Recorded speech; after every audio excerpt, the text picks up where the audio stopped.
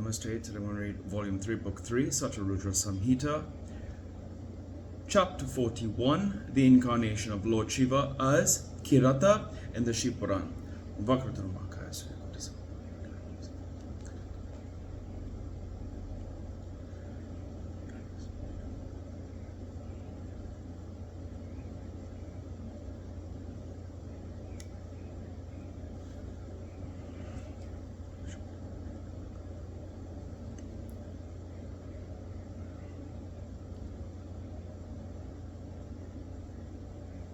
Hari-Om Tat-Sat. Nandishvara said, on seeing him come, Arjuna meditated on Shiva and fought with him a terrible battle. He was severely afflicted by the gunners with many sharp weapons. Thus, tortured by them, Arjuna remembered Lord Shiva.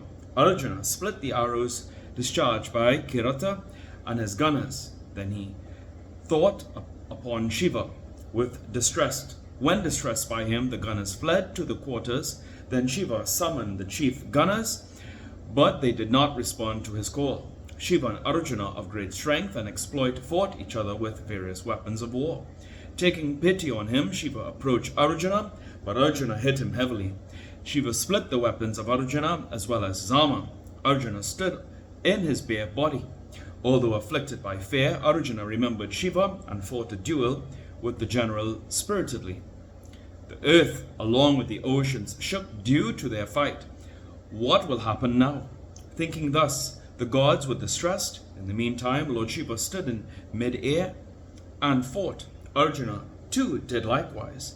Flying at each other, like Lord Shiva and the earthly king, Arjuna fought with each other. On seeing that wonderful battle, the gods were surprised. Then Arjuna came to the ground, remembered the lotus-like feet of Shiva and caught hold of his feet, deriving sufficient strength thanks to his meditation on Shiva. Catching hold of his feet, Arjuna whirled him. Lord Shiva, favorably disposed towards his disciples, laughed, indulging in divine sports. O sage, it was surely done by Shiva himself, who is subservient to his devotees. It could not be otherwise, as this was just to grant him his devotion. Then Shiva smiled and revealed his wonderful auspicious form, as he is always well disposed to his devotees. On seeing that beautiful form, the form of the excellent Supreme Being, as mentioned in the Vedas, Sastras, and Puranas, the form which Vyasa had advised him to meditate upon, the form which bestows all siddhis, the form of Shiva, Arjuna was abashed and surprised much. Ha! This is Shiva, who had been chosen by me as my Lord, the Lord of the three worlds himself. Oh, what a thing I have committed now! Powerful indeed is the Maya of the Lord. It deludes even the wielders of Maya. Why have I been deceived by the Lord, who concealed his own form? After thinking thus within himself, he joined his palms in reverence, and bending his head, he bowed to the Lord with pleasure. Then he spoke in a delighted manner. Arjuna said, O great God, O Lord of gods, O Shiva the merciful, O Lord of all, my fault shall be forgiven by you. What you have done? By concealing your own form, you have deceived me now.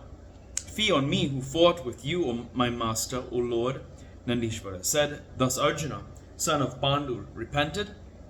He fell at the feet of Lord Shiva, cheering up in various ways the delighted Lord Shiva, favorably disposed to his devotees, replied to Arjuna. Shiva said, O Arjuna, do not worry yourself. You are a great devotee of mine. I have done this just to test you. Give up your sorrow. Nandishvara said. After saying this, and lifting Arjuna with his own hands, the Lord rid him of his bashfulness through his own lordly qualities. Delighting Arjuna, son of Pandu, honored by heroes, Shiva, favorably disposed towards his devotees, spoke to him with pleasure. Shiva said, O Arjuna, foremost among the sons of Pandu, I am delighted. Choose your boon. By your hits and blows I have been worshipped by you. I consider it so.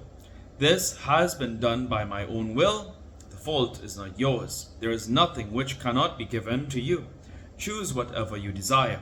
In order to establish the rule of your fame among your enemies, What you have done is auspicious.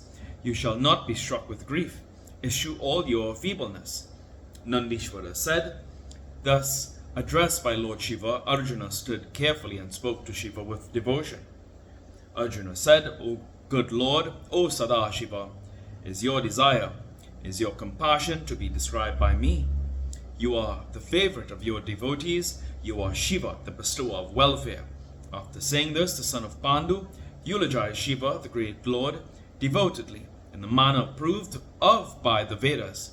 Obeisance to you, the Lord of gods. Obeisance to you, the resident of Kailasa, O SataShiva. Obeisance to you. Obeisance to you, the five-faced one. Obeisance to Kapardhan, one with matted hair. Obeisance to you, the three-eyed. Obeisance to the delighted one. Obeisance to the thousand-faced.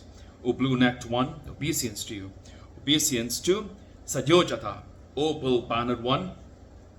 Obeisance to you with Parvati as your left half. O ten-armed one, obeisance to you, the great soul. Obeisance to you, holding the drum and the skull in your hands. Obeisance to you, the one wearing a garland of skulls. Obeisance to you, with the body refulgent like pure crystal and pure camphor. Obeisance to you, with the pinaka in your hand. Obeisance to the bearer of the excellent trident.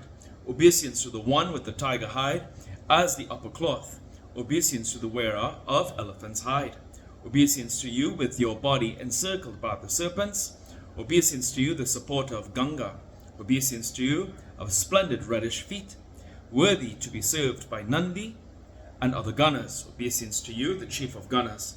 Obeisance to one in the form of Ganesha, followed by Kartikeya. Obeisance to the bestower of devotion and salvation to the devotees. Obeisance to you, devoid of attributes. Obeisance to you, possessed of attributes. Obeisance to one with and without forms, having digits and devoid of digits. Obeisance to the one who blessed me in the form of Kirata. Obeisance to the one who is fond of fighting with heroes. Obeisance to the one performing various sports. Whatever splendid form is seen, its splendor is yours. You are in the form of pure consciousness. You sport about in the three worlds in different guises. There is no limit to your excellences as that of the dust particles, or stars in the sky, or raindrops. Even the Vedas cannot enumerate your good qualities. O Lord, how can I, deficient in intellect, describe any? Whatever be your nature, obeisance be to you. It behoves you to take pity. O Lord, I am your slave. O Lord Shiva, you are my master.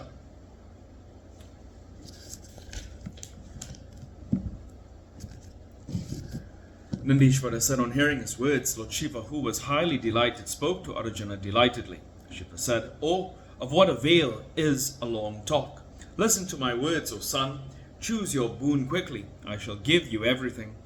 Nandishvara said, thus urged by him, Arjuna bowed to SataShiva with palms joined in reverence, and with head bending down, he spoke with words choked with devotion. Arjuna said, what shall I say? You are the eminent soul of all. Still, let my detailed explanation be heard by you, O Lord. Whatever danger I had from enemies has vanished at your sight. Please do that which may confer worldly siddhis on me. Nandishvara said, after saying this and bowing to Shiva, who is favorably disposed to his devotees, Arjuna stood by with shoulder drooping down and palms joined in reverence. Seeing Arjuna, son of Pandu, the foremost among his devotees, Lord Shiva was extremely glad and satisfied.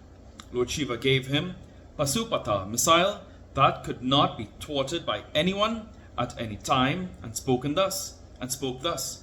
Shiva said, I have given you my own great missile. You will become invincible thereby. You will reap success over your enemies through this. I shall tell Krishna also, he will help you. He is my own soul, my devotee, and he carries out my task. O Bharata, due to my power, you will rule over your kingdom unhindered. You shall perform righteous deeds of various kinds, always along with your brother. Nandishvara said, after saying this and placing his hand over his head, Shiva vanished after being duly worshipped by Arjuna. The delighted Arjuna, after obtaining the excellent missile from the Lord, returned to his hermitage, remembering devotedly his chief preceptor and Shiva. When he arrived, his brother felt fully revived as the body with vital airs. They felt happy at his sight. Draupadi of good rights was also delighted. The delighted Pandavas were not satiated by hearing the details from Arjuna, and knowing that Shiva was satisfied. There was a shower of flowers and the sandal paste in the hermitage for honoring Arjuna, the enemy of the boar and the Pandavas. By bowing to Shiva joyously and realizing that the time limit had arrived, they knew that success was at hand. In the meantime, on hearing that Arjuna had returned, Krishna came there to see him. He was very happy. Therefore, I say that Shiva is the dispeller of all miseries. He is always served by me. Let him be served by you. Thus the incarnation of Shiva as Kirata has been explained to you. He who hears and narrates this obtains all desires. Footnotes. 98. On the five-faced form of Shiva. 99. Once Shiva visited a forest in the guise of a mendicant and charmed the wives of the sages by his physical splendor. The sages resented his actions, dug a pit, and by magical arts caused a tiger to rush out of it. But Shiva slew the tiger and took his skin, which he wore as a garment. 100. The elephant skin belonged to the Asura Gaja or Gaya, who had conquered the gods and destroyed the sages. Shiva is said to have slain the Asura, ripped up his body, stripped off the hide, and used it as cloak. This is Shiva Puran, Rudra, Yudakanda, chapter 57. And here ends today's reading of the Shiva Puran. Prabhu Prananatam, Vivum Veshwanatam, Jagannatanatam, Sarvanatam, Vajapanatam, Veshwanatam, Shiva